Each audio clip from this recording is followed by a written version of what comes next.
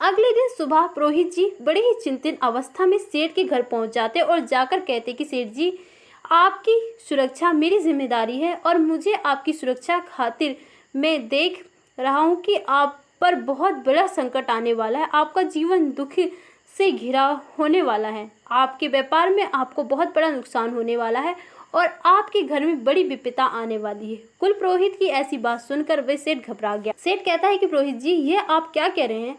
आप हमें बताइए, क्या इस विपदा से बचने का कोई उपाय है? आप जो भी कहेंगे हम अवश्य करेंगे। फिर पुरोहित जी समझ गए कि यह सेठ उसके जाल में फंस चुका है। पुरोहित आगे कहता है कि सेठ जी, आपकी छोटी बहू आपके ऊपर बड़ा खतरा है। जब तक वह इस घर में रहेगी आप पर संकट बना रहेगा। इसलिए मैं तो कहता हूँ कि आप अपनी छोटी बहू को अपने घर से निकाल दीजिए, क्योंकि उसके कारण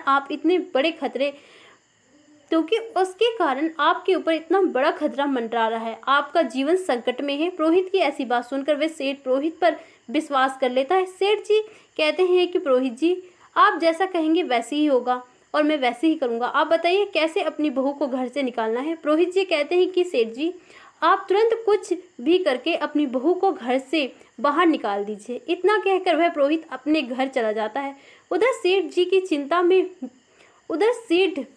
चिंता में डूब जाता है। वह सोचता है कि मेरी बहू तो बड़ी ही अच्छी स्वभाव की है, मेरी इतनी सेवा करती है, मैं उसे अपने घर से कैसे निकालूं? परंतु फिर सेठ जी सोचते हैं कि वह मेरे लिए खतरा भी है और उसके कारण मेरे परिवार पर विपदा भी आ सकती है। यह विचार करके सेठ जी अपनी छोटी बहू के पास जाते हैं और अपनी छोटी बहू से कहते हैं कि बहू, आज ही तुम मेरे घर से निकल जाओ। तुम्हारा इस घर में रहना अब सही नहीं है। तुम्हारे कारण हमारे घर में विपदा आने वाली है। वह अपने पिताजी की ऐसी बात सुनकर सब समझ जाती है कि जरूर पुरोहित ने मेरे पिता को ऐसा कहा है कि वह बहू वही करते हैं।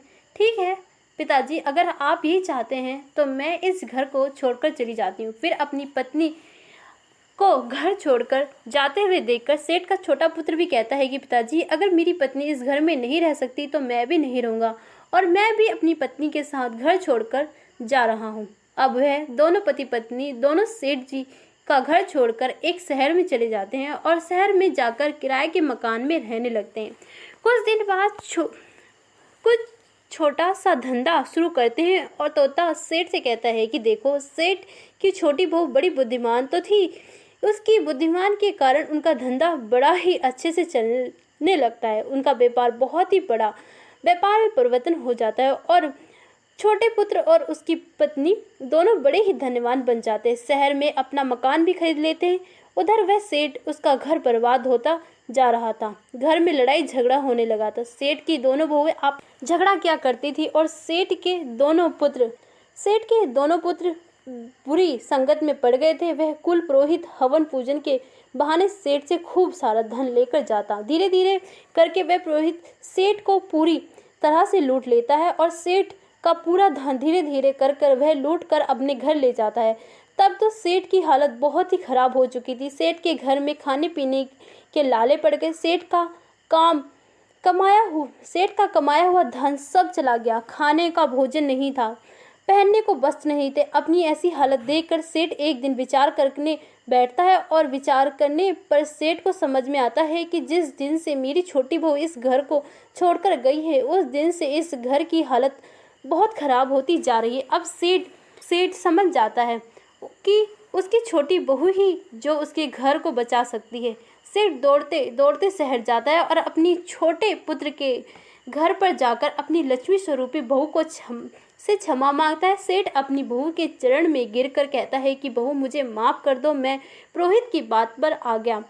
अगर मैं तुम्हें घर से नहीं निकालता, परंतु तुम तो साक्षात लक्ष्मी हो। जब तक तुम मेरे घर में थी तब तक घर में बड़ी सुख शांति बनी हुई थी, और जब से तुम घर छोड़कर आई हो घर में गृह कलेश हो रहा है, लड़ाई झगड़ा हो रहा है। अगर हम गरीब हो चुके हैं। और अपने ससुर की ऐसी बात सुनकर वह छोटी बहू कहती, पिताजी आप चिंता मत करिए, मैं अभी अपने घर चलती हूँ, यह भी मेरा घर है। मैं पहले से यह जानती थी कि पुरोहित ने आपके कान भर दे हैं और उसी ने आपको कहा है कि आप मुझे घर से निकाल दीजिए। छोटी बहू आगे कहती है कि पिताजी, संसार में ऐसे बहुत से लोग होते हैं जो दूसरों की खुशी से दूसरे के सुख से जलते हैं और उनको बर्बाद करना चाहते हैं। पर ये हम पर निर्भर करता है कि हम किसकी बातों में आते हैं, कैसे निर्णय लेते हैं और किस तरह अपने घर को चलाते हैं। अगर हम गलत लोगों की बात में आकर अपने ही घर को तोड़ेंगे, अपने ही घर के लोग को घर से निकालेंगे तो अवश्य हमारे घर का नाश हो जाएगा। इतनी बात सुनकर सेठ अपनी बहू से और बेटे को लेकर अपने घर लौट आता है और उधर छोटी बहू के घर आने के कुछ दिन बाद सेठ फिर से तरक्की करने लगता है। सेठ का व्यापार फिर से चलने लगता है। सेठ के घर में अन्न धन के भंडार भरने लगते हैं। फिर से परिवार में सभी लोग मिलजुल कर रहने लगते, सभी में प्रेम और स्नेह बढ़ने लगा। इधर भगवान श्री कृष्ण कहते हैं कि नारद, उस सेठ की छोटी बहू सेठ से कहती है कि पिताजी, आज मैं आपसे जो कहने जा रही हूँ मेरी बात को ध्यान से सुनिए। जिस घर में इन 3 लोग की चलती है वह घर बहुत ही जल्दी बर्बाद हो जाता है, उन घर में निश्चय ही सर्वनाश हो जाता है। सेठ की छोटी बहू कहती है कि पिताजी, जिस घर में बिगड़ा हुआ पुत्र होता है, गलत संगति में बालक पड़ जाता है और उस घर के लोग कष्ट में अपना जीवन व्यतीत करने लगते हैं। सेठ की छोटी बहू कहती है कि पिताजी, जिस घर में स्त्री लालची होती है, जिद करने वाली होती है, उस स्त्री कि अगर घर में चलती है तो वह घर अवश्य कंगाल बन जाता है। उस घर में कभी धन नहीं रहता। स्त्री चाहे तो घर को संभाल सकती है, वह चाहे तो घर को बिगाड़ सकती है।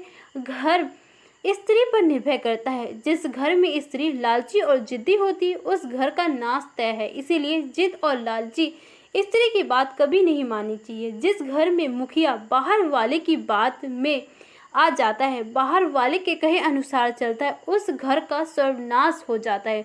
छोटी बहू आगे कहती कि पिताजी, जिस प्रकार आप पुरोहित की बात में आ गए थे, उस प्रकार अगर घर का मुखिया बाहर वालों की बात को मानकर अपने घर के निर्णय लेता है तो उसका घर नाश होता ही होता है।